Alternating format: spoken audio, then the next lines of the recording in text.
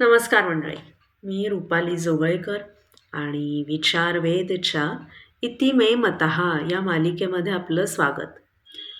तर कोणत्याही औषध पद्धतीवर मला टीका किंवा स्तुती करायची नाही आहे. प्रत्येक औषध पद्धतीची स्वतःची अशी बलस्थानं आहेत. मी माझ्या मनातल्या विचारांविषयी जागरूक कशी झाले तेवढं फक्त मला सांगायचं आहे. तर मी काही होमिओपॅथिक मेडिसिन कधी घेतलेलं नव्हतं.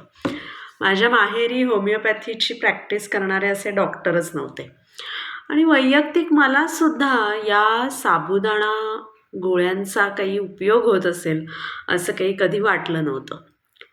पण माझ्या डोकेदुखीचं प्रमाण इतकं वाढलं आणि ॲलोपॅथिक डॉक्टरांची अँटासिड्स आणि पेनकिलर्स खाऊन आणि आयुर्वेदिक डॉक्टरांची पंचकर्म करून मी खूप कंटाळले आणि थकले होते आणि मी होमिओपॅथी औषधांकडे वळले.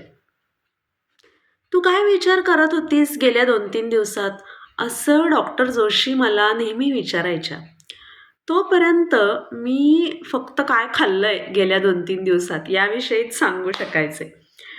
पण मनातील विचारांमुळे आपल्याला आजार होऊ शकतात याविषयी माझ्या पदरी संपूर्ण अज्ञान होतं.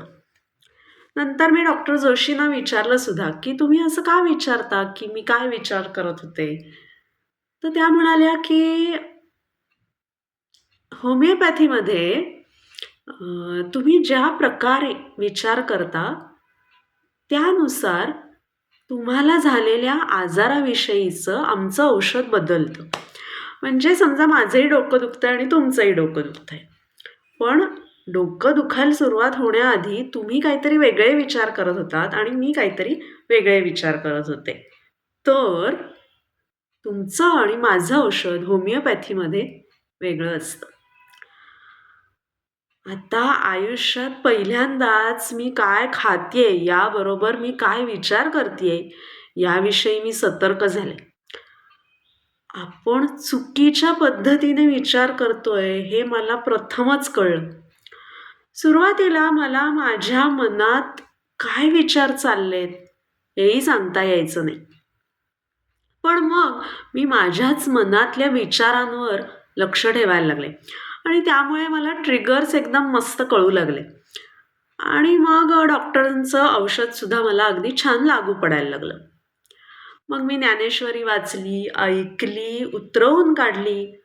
माझं मन योग्य फ्रिक्वेन्सीला ट्यून व्हायला लागलं. ज्ञानेश्वरी ना मराठीतलं पहिलं स्ट्रेस मॅनेजमेंटवरचं पुस्तक आहे आणि अतिशय सर्वोत्तम आहे. ज्ञानेश्वर माऊलींनी पसायदानात लिहिलंय, जो जे वांछील तो ते लाहो. याचा अर्थ आयुष्यात पहिल्यांदा कळला. खरं सांगू का, पसायदान इयत्ता 2रीपासून मी म्हणतेय, पण आयुष्यात पहिल्यांदा मला याचा अर्थ कळला. आणि मग अनेक सेल्फ हेल्प बुक्स वाचली. त्यातली 2 महत्त्वाची म्हणजे द सिक्रेट आणि you can heal your life. आता माझ्या डोकेदुखीचे काही ट्रिगर्स होते. सुरुवातीला त्याकडे गांभीर्याने न पाहिल्याने किंवा खरं बोलायचं तर माझ्या मनातील विचारांविषयी मला अजिबात जागरूकता नसल्यामुळे माझं डोकं दुखणं हे हळूहळू वाढायला लागलं आणि अगदी क्षुल्लक कारणाने सुद्धा माझं डोकं दुखे. जसं की माझी मुलगी शाळेतून आल्यावर डबा स्वतःहून धुवायला टाकायची नाही आणि ती शाळेतनं यायच्या आधीच मी मनामध्ये म्हणायला सुरुवात करायची की अरे बापरे, आता तनया येईल, डबा तसा सोफ्यावर टाकेल, रोज सांगावं लागतं, शेवटी मलाच तो उचलावा लागतो आणि tick tick tick tick tick tick tick tick हे विचारांचं जे शेपूट आहे ते अगदी मारुतीच्या शेपटाप्रमाणे वाढतच जायचं. आता सकारात्मक विचारांचे ना 2 नियम आहेत. आपण पॉझिटिव्ह ॲफर्मेशन्सची जी मालिका पाहिली होती त्याच्यात मी याविषयी खूप सविस्तर बोललेली आहे. तर सकारात्मक विचार जे आहेत ते नेहमी वर्तमान काळात करावेत आणि नाही शब्द हा त्यामध्ये टाळावा. आता म्हणून मी तनया शाळेतून आल्यावर लगेचच तिचा डबा धुवायला टाकते असं मनामध्ये म्हणायला सुरुवात केली. आता खरं तर ती वस्तुस्थिती नव्हती, पण माझ्या मनात हा विचार मी सतत निवडत राहिले. आणि गंमत, कोणत्याही औषधाशिवाय माझं जे डोकं दुखायला सुरुवात होत होती ते दुखायचं थांबलं. माझ्यासाठी ना ही जादू होती. आता यामुळे तनयाने काही डबा धुवायला टाकला नाही बरं का, पण माझं डोकं दुखायचं मात्र थांबलं. आता यानंतर मी माझ्या मनातले असे विचार, ज्यामुळे मला कटकट होते, राग येतो, दुःख, उदास वाटतं, याची ना यादीच केली. आणि त्या विचारांच्या बरोबर विरुद्ध सकारात्मक विचार मी एका दुसऱ्या पानावर लिहून काढले. आता हे जे पान होतं ते मी माझ्या पर्समध्ये ठेवलं. हे जे सगळे विचार आहेत ते मी एका डॉक फाईलमध्ये टाईप पण करून ठेवले. हे जे सगळे विचार होते ना, ते होते माझे औषधी विचार.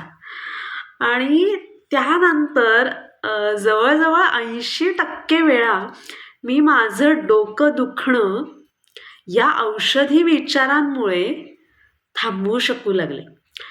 वरवरची जी क्षुल्लक कारणं होती ना डोकेदुखीची, ती बाजूला पडायला लागली आणि खरी कारणं दिसायला लागली. आणि अगदीच कधी योग्य औषधी विचार नाही मिळाला तर खरी औषधं जी होती ती होतीच, ती घ्यायचे. पण आता औषधांचा सुद्धा जो माझ्यावर परिणाम आहे तो खूप लवकर दिसू लागला. आणि त्यामुळे तुम्ही सुद्धा अशाच प्रकारे तुमचे औषधी विचार लिहून काढायचा आज जरूर प्रयत्न करा. विचारपूर्वक विचार करा. विचारांच्या मागे मागे जात राहा. हे जे वरवरचे ट्रिगर्स आहेत, लेयर्स आहेत, ते बाजूला झाले ना की आपणच खरे कसे आहोत हे आपल्याला कळतं.